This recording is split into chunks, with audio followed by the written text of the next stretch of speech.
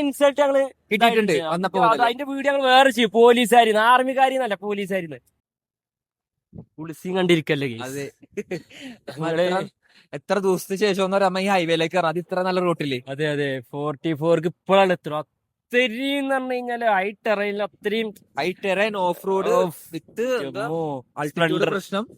ഈ സ്പ്ലെൻഡർ അതായത് ഇടക്കിടക്ക് ചെവി ഇതൊക്കെ ഇങ്ങനെ അടിച്ചിങ്ങനെ പോകും. മാക്സിമം നമ്മൾ പോയേക്കുന്ന സ്പീഡ് എന്ന് പറഞ്ഞാൽ 20-30 ആ റൂട്ടിൽ കൂടി. മോസ്റ്റ് ഡേഞ്ചറസ് റോഡ് കൂടുതൽ സ്പീഡ് നമുക്ക് എന്തായാലും ലോകത്തിലെ, ഇന്ത്യയിലല്ല ലോകത്തിലെ മോസ്റ്റ് ഡേഞ്ചറസ് റോഡ്.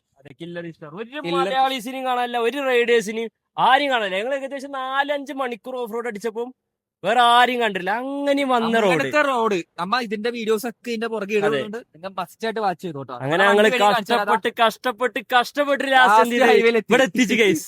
അത് ഈ വണ്ടി നമ്മുടെ വണ്ടി നോക്കിയേ, വണ്ടി കാണിച്ചു കൊടുത്തേ. എന്തെങ്കിലും എക്സ്ട്രാ ഫിറ്റിംഗ്സ് നല്ല ഇൻസൾട്ട് ഞങ്ങള് കിട്ടിയിട്ടുണ്ട് വന്നപ്പോ. അതിന്റെ വീഡിയോ ഞങ്ങൾ വേറെ ചെയ്യും. പോലീസുകാരിന്ന്, ആർമിക്കാരിന്നല്ല, പോലീസുകാരിന്ന് അത്രയും പെട്ടിട്ട് അത്രയും കഷ്ടപ്പെട്ട് അത്രയും അടിപൊളി സീനറീസും കണ്ടിട്ട് ഞങ്ങൾ ലാസ്റ്റ് ഇവിടെ എത്തി. അതെ, അത് നമ്മുടെ ചെറുക്കന്റെ കൂടെ. നമ്മുടെ ചെറുക്കൽ ഒന്നും ചെയ്തിട്ടില്ല, ഒരു അപ്ഡേഷൻ. വലിയ വലിയ വണ്ടികളടക്കം എന്തുണ്ട് പണി വന്നിട്ട് പെട്രോൾ ആണെങ്കിലും വണ്ടി ടയറാണ് കുറെ പണിയായിട്ട് ഞങ്ങൾ അവിടെ കിടക്കുന്നുണ്ട്. കുറെ ബൈക്കേഴ്സ് നമ്മള് വരുന്ന ബൈക്ക് അത് ഇവിടെ എത്തിയിട്ട്. പക്ഷെ അഡ്വഞ്ചർ ബൈക്കാട്ടോ. അതെ അതെ അതെ, നോർമൽ ബൈക്കല്ല. പക്ഷെ ഇതുവരെ നമുക്ക് ഒരു പണി ഇതുവരെ നമുക്ക് തന്നിട്ടില്ല. നമ്മുടെ വണ്ടിയിൽ ഒരു എക്സ്ട്രാ ഫിറ്റിംഗ്സ്, അറ്റ്ലീസ്റ്റ് ഒരു ഫോഗ് ലൈറ്റ് പോലും ഇല്ല വണ്ടിയിൽ. അത് നിങ്ങൾ ചെക്ക് ചെയ്ത് നോക്കിക്കോ. പഴയ light, company light, company tyre.